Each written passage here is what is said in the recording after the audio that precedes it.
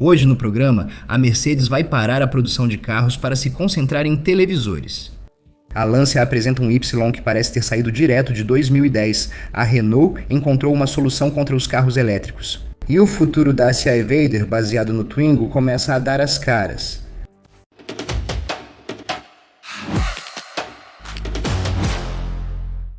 Se você achou que críticas ao excesso de telas fariam a Mercedes recuar, o futuro Classe C elétrico vem para te corrigir com a sutileza de um piano caindo do terceiro andar.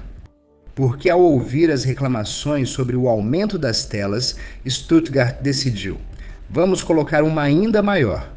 O resultado é que o novo Classe C vai parecer apenas uma enorme tela digital a qual foram acopladas 4 rodas e um capô iluminado. Antes mesmo de sua apresentação oficial em 20 de abril na Coreia, já revelou o essencial do ambiente. Um interior dominado, esmagado, colonizado pelo M-Bux Hyperscreen. Nas versões sofisticadas, o vidro se estende quase de ponta a ponta no painel. Estamos falando de um conjunto de cerca de 39 polegadas e cerca de 10 milhões de pixels. O mais irônico é que a Mercedes afirma ter aprimorado a ergonomia para evitar frustrações. A marca promete uma lógica que deve destacar as funções mais úteis, como navegação, comunicação, climatização e entretenimento, para evitar a caça ao tesouro através de 5 submenus e 3 deslizes de dedo. Reduzir o Classe C elétrico à tela seria injusto, pois a Mercedes também quer que ele seja uma máquina para longas distâncias, um casulo sobre rodas, uma sala silenciosa para executivos. A marca promete mais espaço a bordo graças à arquitetura elétrica, melhor isolamento acústico, novos bancos dianteiros, ar-condicionado mais eficiente e um conforto geral aprimorado. Os bancos poderão contar com apoio lombar, eletropneumático, ventilação, massagem e até mesmo um sistema de áudio 4D, capaz de fazer o assento vibrar no ritmo da música. A atmosfera não para por aí. Haverá também um teto panorâmico repleto de estrelas, vários temas de iluminação ambiente e um interior certificado como vegano. A Mercedes apresenta uma bomba de calor que aquece o interior 2 vezes mais rápido que um modelo a combustão, consumindo 50% menos energia. No quesito estilo exterior, a receita já é conhecida: grande grade iluminada, assinatura luminosa em forma de estrela, perfil liso e mais aerodinâmico, com volumes um pouco mais marcados do que nos EQS, para evitar aquele efeito de supositório premium. Sobre a parte técnica, a Mercedes ainda não revelou tudo, mas tudo indica que a Classe C elétrica deve compartilhar bastante com o GLC EV, especialmente a arquitetura de 800 volts. O SUV, por sua vez, anuncia de 673 a 715 km de autonomia no ciclo WLTP.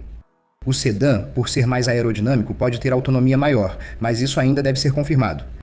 Resta o essencial. Mercedes insiste, redobra a aposta e transforma o interior em um argumento comercial por si só.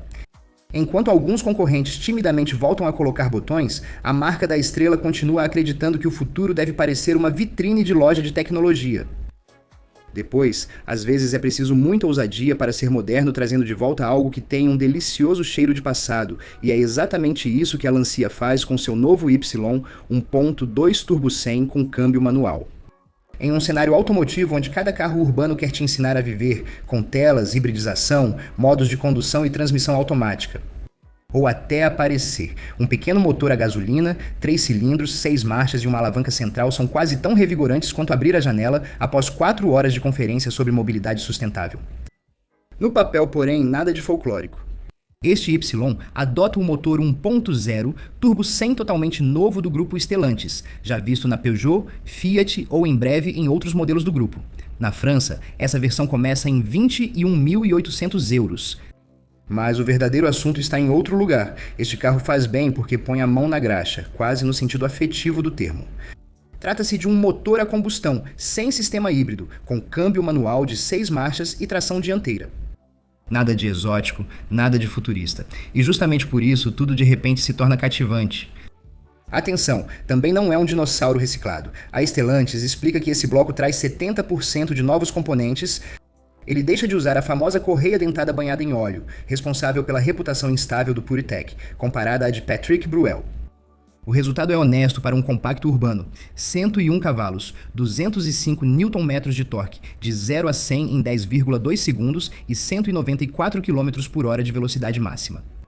No quesito consumo, a marca anuncia 5,2 litros no ciclo misto com emissões de 119 gramas de CO2, o que na França resulta em um pequeno imposto adicional de 280 euros. Esse retorno da alavanca de câmbio traz uma consequência concreta. No interior, a famosa mesinha central, o tavolino, desaparece para dar lugar a ela e, junto com ela, o carregamento sem fio para smartphone. Então, perdemos uma bandeja e um acessório. Em troca, ganhamos um comando mecânico. É quase uma troca filosófica. Depois, há anos nos dizem que o motor a combustão é um dinossauro condenado, um fóssil que engasga, e então surge um Dacia Duster que promete menos de 3,3 litros a cada 100 km com um motor a gasolina. É só um demonstrador, mas impressionante o bastante para lembrar que a indústria às vezes prefere sussurrar. O motor a combustão talvez ainda não tenha chegado ao fim. No centro dessa demonstração está o Horse H12 Concept, desenvolvido pela Horse Powertrain, uma joint venture criada em 2024 entre a Renault e a Geely. A taxa de compressão desse motor atinge 17:1, o que é enorme para um motor a gasolina. Foram instalados um turbocompressor retrabalhado, um sistema de recirculação dos gases de escape de nova geração, ignição de alta energia e lubrificantes específicos para reduzir perdas mecânicas. O resultado anunciado é um rendimento térmico máximo de 44,2%. Os melhores motores a gasolina de grande produção hoje chegam a cerca de 40%. Mas esse número de 3,3 litros a cada 100 km depende de um combustível muito específico, o Nexa 95 da Repsol. Uma gasolina 100% renovável fabricada sem petróleo fóssil, a partir de resíduos orgânicos, óleos usados e gorduras, é compatível com os motores a gasolina existentes, sem necessidade de modificação. Má notícia, ela está disponível apenas em cerca de 30 postos na Espanha. Isso não impede que a demonstração seja interessante. Muito pelo contrário, a Repsol iniciou a produção industrial desse combustível em Tarragona em outubro de 2025. Uma segunda fábrica está prevista para 2026 e um projeto de combustível sintético foi citado em Bilbao. Acima de tudo, o raciocínio industrial é extremamente simples. Se 97% da frota automobilística europeia ainda roda com motor a combustão, então melhorar imediatamente a eficiência desses motores enquanto se reduz a pegada de carbono do combustível pode trazer resultados muito antes da renovação completa da frota para veículos elétricos. Essa é a mensagem que o Duster de demonstração transmite, validada por testes em bancada e em condições reais. Os promotores do projeto afirmam que um veículo médio rodando 12.500 km por ano poderia reduzir suas emissões em 1,77 toneladas de CO2 por ano com essa combinação de motor e combustível. É preciso manter a calma. A redução depende de um combustível ainda muito pouco difundido e nenhuma marca confirmou a produção desse motor. O sinal, esse sim, é claro. Não, o motor a combustão não está morto, ainda pode ser aprimorado e surpreender se deixarmos de vê-lo como uma relíquia. Esse motor mostra que a luta contra o CO2 não precisa de um só caminho ou tecnologia. O elétrico não está errado. E por fim, a Dacia está preparando um carro urbano elétrico mais acessível do que o novo Twingo E-Tech, uma espécie de Twingo enxuto, livre de supérfluos, com a ambição bem simples de fazer o que a Dacia sabe fazer de melhor: vender o essencial pelo menor preço possível. E claro, ele será baseado em sua prima, a Twingo. Curioso é que esse futuro compacto da Dacia nem tenta esconder o parentesco. Protótipos flagrados revelam silhueta semelhante ao pequeno Renault, mesma célula central, vidros, teto arredondado e coluna traseira inclinada, evidenciando sua origem. A Dacia não se limitou a colocar seu emblema em um Renault e esperar que ninguém notasse a artimanha. A dianteira será diferente, menos retrô, mais sóbria, com um capô mais plano. Esse futuro Evadeur, provavelmente seu nome, não deve substituir o Spring imediatamente, mas vai coexistir com o Spring. No aspecto técnico, a receita parece conhecida. Esse Dacia será baseado na plataforma do Renault Twingo E-Tech e deve usar uma bateria LFP de 27,5 kWh, associada a um motor elétrico de cerca de 82 cavalos para uma autonomia em torno de 260 km no ciclo WLTP. O ponto crucial, obviamente, é o preço. A Renault anuncia seu Twingo por volta de 20 mil euros, já o Dacia Evader mira claramente abaixo dos 18 mil euros. E como o carro será montado em Novo Mesto, na Eslovênia, na mesma linha da Twingo, ele poderá se beneficiar dos incentivos ligados à produção europeia. Esse detalhe conta muito porque transforma um pequeno elétrico simpático em uma verdadeira arma de preço, já que ele vai se beneficiar de todos os incentivos de compra, podendo baixar seu preço para cerca de 11 mil euros. Mas então, por que esse movimento tão rápido se o Spring acabou de passar por um facelift? Bem, porque a Dacia não tem mais o luxo de esperar, a marca precisa reduzir suas emissões de CO2 na Europa e só o Spring já não é suficiente. A Dacia promete 4 veículos elétricos até 2030, incluindo o Evader.